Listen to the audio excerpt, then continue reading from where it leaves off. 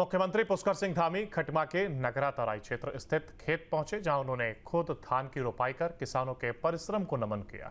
धान की रोपाई करते हुए मुख्यमंत्री ने कहा कि खेत में उतर करके उन्हें अपने पुराने दिन याद आ गए। सीएम ने कहा कि अन्नदाता सिर्फ हमारी अर्थव्यवस्था की रीढ़ नहीं, बल्कि हमारी संस्कृति और परंपराओं के संवाहक भी हैं। मुख्यमंत्री की यह पहल राज्य की ग्रामीण संस्कृति, पारंपरिक कृषि और लोक कलाओं के संरक्षण की दिशा में एक प्रेरणादायक संदेश के रूप में देखी जा रही है।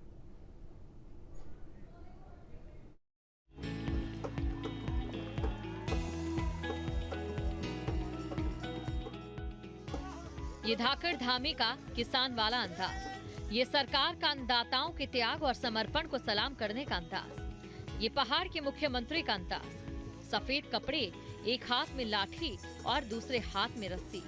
ये तस्वीरें जरा हट के हैं, क्योंकि यहाँ पर किसान कोई और नहीं बल्कि उत्तराखंड के मुख्यमंत्री पुष्कर सिंह धामी हैं।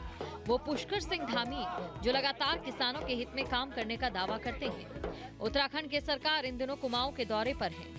आज सुबह अचानक मुख्यमंत्री धामी खटीमा के नगरा तेराई में अपने खेतों पर पहुंच गए। यहां पर धामी ने न सिर्फ धान की रोपाई की, बल्कि खेत जोतकर अन्नदाता के श्रम, त्याग और समर्पण को करीब से महसूस किया। धाकड़ धामी ने अपने किसान वाले अंदाज को सोशल मीडिया पर भी शेयर किया। पुष्कर सिंह धामी ने ट्वीट करते हुए लिखा, खटीमा के नगरा तराई में अपने खेत में धान की रोपाई कर किसानों के श्रम, त्याग और समर्पण को पुराने दिनों का स्मरण किया। अन्नदाता न केवल हमारी अर्थव्यवस्था की रीढ़ है, बल्कि संस्कृति और परंपरा के संवाहक भी है। सीएम धामी ने उत्तराखंड की समृद्ध सांस्कृतिक परंपरा हुड़किया बॉल के माध्यम से भूमि के देवता भूमिया, पानी के देवता इंद्र, छाया की देव मेघ की वंदना भी की। सीएम धामी की इस पहल से नगरा तराई और आसपास के ग्रामीणों में जबरदस्त उत्साह देखने को मिला है। बच्चों से लेकर महिलाएं और बुजुर्गों तक हर किसी ने धामी के किसान वाले अंदाज को कैमरे में कैद किया। Team news state. खटमा में सीएम धामी पुलिसकर्मियों के बेहतर स्वास्थ्य और कल्याण को लेकर के आयोजित संवाद कार्यक्रम में शामिल हुए। इस दौरान उन्होंने पुलिसकर्मियों के मानसिक तनाव से मुक्त होने के विचारों के आदान प्रदान को जरूरी बताया। उन्होंने पुलिसकर्मियों के स्लोगन को अच्छा बताते हुए कहा, तनाव से नहीं बल्कि संवाद से जीत होगी। सीएम धामी ने कहा, पुलिसकर्मियों की तरह मीडियाकर्मी भी तनाव से जूझते हैं, इसलिए उन्हें भी संवाद कार्यक्रम में शामिल किया जाएगा। सीएम ने प्रदेश स्तर पर इस कार्यक्रम को चलाने का निर्देश दिया है।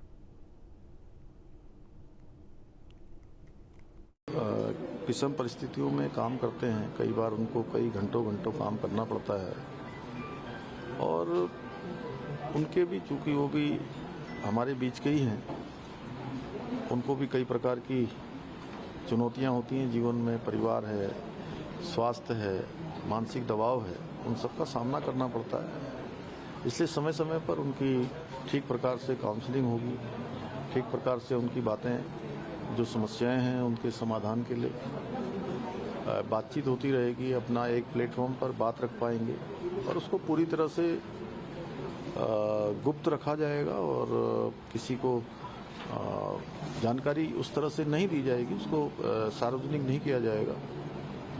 तो मैं समझता हूँ ये मिशन संवाद के माध्यम से उनकी समस्याओं का समाधान होगा और एक केवल नारा नहीं है कि तनाव से नहीं बल्कि संवाद से समाधान होगा, संवाद से आगे बढ़ेंगे। तो एक अच्छी पहल आज यहाँ पुलिस की हुई है और मैंने इसमें थोड़ा सा अपनी तरफ से ऐड कर दिया कि ये अभी इन्होंने कुमाऊं क्षेत्र में इसको प्रारंभ किया है, तो हमने कहा है कि पूरे राज्य के अंदर इस मिशन संवाद को प्रारंभ किया जाएगा। ये आज मैंने सभी अधिकारियों को, डीजीपी साहब को भी इसके लिए आज मैंने निर्देश उनको दे दिया है, उनसे कह दिया है कि आप इस प्रस्ताव को बनाइए। और साथ में जो हमारे मीडिया कर्मी हैं वो भी कई बार बहुत सारी चुनौतीपूर्ण तरीके से काम करते हैं, उनके ऊपर भी कई सारी परेशानियां होती हैं, चुनौतियां होती हैं।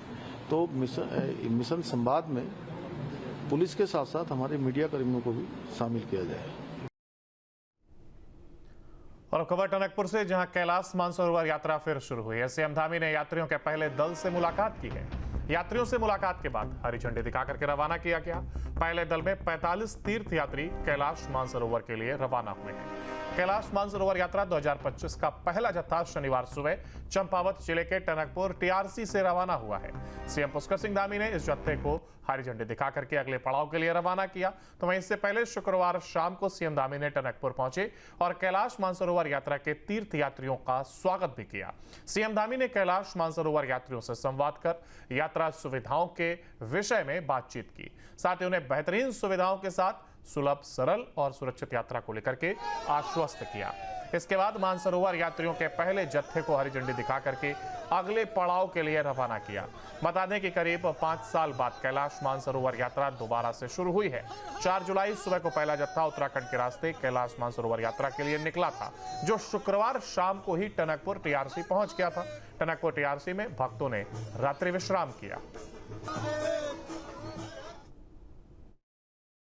कैलाश मानसरोवर यात्रा का मुख्य पड़ाव केंद्र आज टनकपुर से ये यात्रा आज आगे निकल गई है, प्रारंभ हो गई है और कल रात्रि को ही कैलाश श्रद्धालु जो कैलाश दर्शन के लिए जा रहे थे उनका दल आ गया था और यहाँ रात्रि को विश्राम करके आगे निकला है। सभी व्यवस्थाएं पूरी तरह से की गई हैं यात्रियों की सुरक्षा के लिए, उनकी यात्रा अच्छी हो, यात्रा में किसी प्रकार की परेशानी न हो।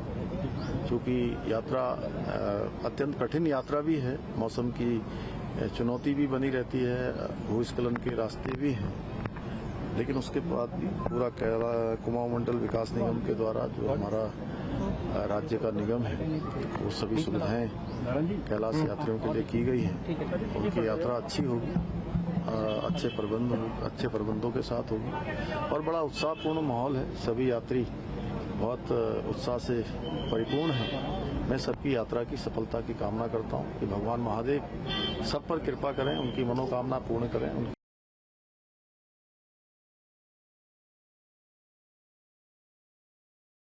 नहीं, देखिए, ये माँ पूर्णागिरी का भी धाम है।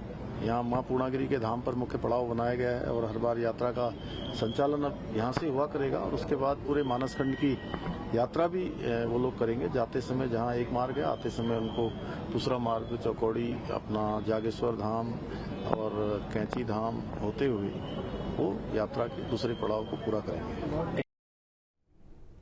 कोरोना महामारी के बाद पहली बार शुरू हुई कैलाश मानसरोवर यात्रा के पहले दल का टनकपुर में भव्य स्वागत किया गया। पर्यटक आवास गृह टनकपुर में छोलिया नृत्य और पारंपरिक लोकगीतों के बीच श्रद्धालुओं का जोरदार स्वागत हुआ। दल में 45 यात्री शामिल हैं, जिनमें 32 पुरुष और 13 महिलाएं हैं। ये यात्री देश के 12 राज्यों से आए हैं, जिनमें गुजरात, दिल्ली, महाराष्ट्र, राजस्थान, तमिलनाडु, उत्तर प्रदेश और उत्तराखंड शामिल है। यात्रियों ने टनकपुर में मिले स्वागत को अविस्मरणीय बताया है। इस दौरान पर्यटकों ने कहा कि ये यात्रा उनके लिए जीवन भर की याद बन गई है। रात्रि में यात्रियों के लिए सांस्कृतिक कार्यक्रम का आयोजन किया गया, जिसमें उत्तराखंड की लोक संस्कृति की झलक प्रस्तुत की गई।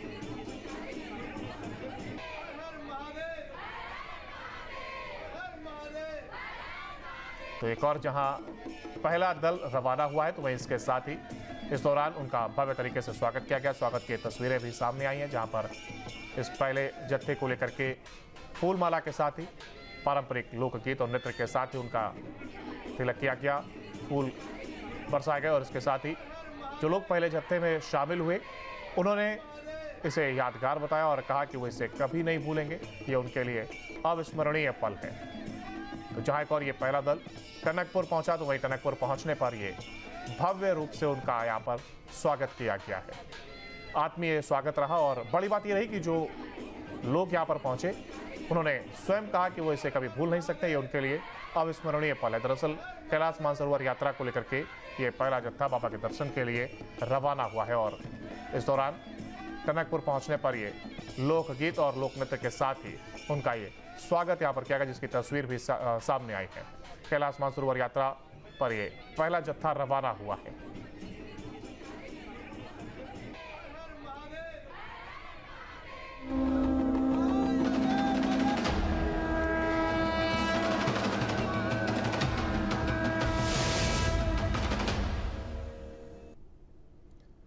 हरिद्वार में कांवड़ मेले को लेकर के जल, नभ और जमीन पर सुरक्षा के पुख्ता इंतजाम किए गए हैं। गंगा में एसडीआरएफ ने भी अपनी तैयारी पुख्ता कर ली है। शनिवार को एसडीआरएफ की तैयारियों को जांचने के लिए एसडीआरएफ कमांडेंट अर्पण यदुवंशी हरिद्वार पहुंचे। उन्होंने हर के पौड़ी के पास घाट पर जवानों को ब्रीफ किया। एसडीआरएफ की कावड़ को लेकर के क्या है खास तैयारी और क्या है चुनौती, इस पर कमांडेंट अर्पण यदुवंशी से खास बात की न्यूज स्टेट संवाददाता महावीर नेगी ने। कावड़ मेला शुरू होने में अभी थोड़ा समय भले ही हो, लेकिन जो तैयारियां हैं वो अंतिम चरण पर हैं। हमने इससे पहले आपको जमीन पर किस तरह सुरक्षा व्यवस्था है वो दिखाई। आज हम आपको गंगा में यानी जल पर किस तरह की सुरक्षा व्यवस्था है वो दिखाने जा रहे हैं। और हमारे साथ जो एसडीआरएफ के कमांडेंट हैं अर्पण यदुवंशी जी, वो भी हैं, उनसे भी हम लोग बात करेंगे। तो सबसे पहले मैं वो नज़ारा दिखाना चाहूँगा जहाँ ये गंगा का वो वेग है, वो फ्लो है, जहाँ पर कि कांवड़ियों का लगातार रेस्क्यू होता है। और यहाँ पर कांवड़िए कई बार घटनाएं होती हैं कि इन वेग के चपेट में आते हैं और कई तरह की घटनाएं यहाँ पर होती हैं। तो इस वेग से लड़ने के लिए एसडीआरएफ कितना तैयार है, आइए बात करते हैं कमांडेंट साहब से। सर, आपका एक तो पहले तो स्वागत है। बहुत बहुत धन्यवाद आपका। सर, कहें कि जल पर जिस तरह की सुरक्षा व्यवस्था है, इस बार कावड़ को लेकर क्या खास है? देखिए, कावड़ को लेकर इस बार हमने 6 स्थानों पर 7 सब टीम हमारी तैनात की गई हैं, जो कि कांगड़ा घाट पुल, प्रेमनगर आश्रम, बैरागी कैंप, ढालवाला और नीलकंठ महादेव मंदिर ड्यूटी पे तैनात रहेंगी। जो हमने हमारी टीम की जो तैनाती स्थल इस बेसिस पे चुना है कि पिछले साल कहाँ पे घटनाएं ज़्यादा होती थी, कहाँ डूबने की घटनाएं ज़्यादा हुई हैं, उसको हमने एक पैमाना रखा है। तो उसके वही हमने चुनाव किया है। और हमारी टीम जो है ये बेहद प्रशिक्षित हैं। जो एडवांस डीप डाइविंग कोर्स होता है वो सभी ने किया हुआ है। और जो और भी सुसज्जित इक्विपमेंट्स होते हैं उन सबके साथ तैनात है। अंडर वाटर ड्रोन और रेस्क्यू इक्विपमेंट्स होते हैं, रिमोट ऑपरेटेड लाइव है, उन सभी के साथ तैनात रहेगी। लेकिन सर, जिस तरह से देखते हैं कि रेस्पॉन्स टाइम बहुत ज़्यादा कम चाहिए होता है अगर किसी कावड़ियों को बचाना है, उसको लेकर क्या खास है? देखिए, ये आपने सही कहा, रिस्पॉन्स टाइम बहुत ज़्यादा कम होता है ऐसे में जान बचाने के लिए। हमारे लड़के जो हैं बहुत ही स्ट्रेटेजिकली लोकेशन पे प्लेस्ड हैं और जहाँ पे भी ऐसी घटना होती है वो तुरंत ही अपना एक्शन करते हैं। तो उसके लिए हमने कुछ हाईटेक इक्विपमेंट, सोफिस्टिकेटेड इक्विपमेंट्स भी रखे हैं, तो उसका हम यूज़ करेंगे इस बार। अगर हम इस समय की बात करें तो इस समय मानसून की भी एक चुनौती है, उसके ऊपर से कावड़ की चुनौती है, तो ऐसे में कैसे तालमेल बैठाया जाएगा?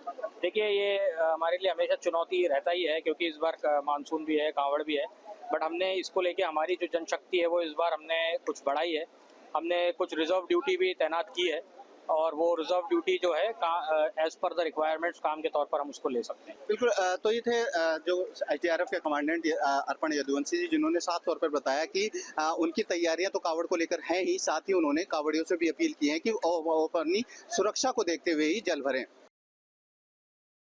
जहाँ भक्ति है हर शब्द में, कथाओं में छिपे हैं दिव्य रहस्य और ज्योतिष देता है जीवन को दिशा। धर्म से जुड़ी हर बातों को जानने के लिए हमारे चैनल स्तुति को सब्सक्राइब करें।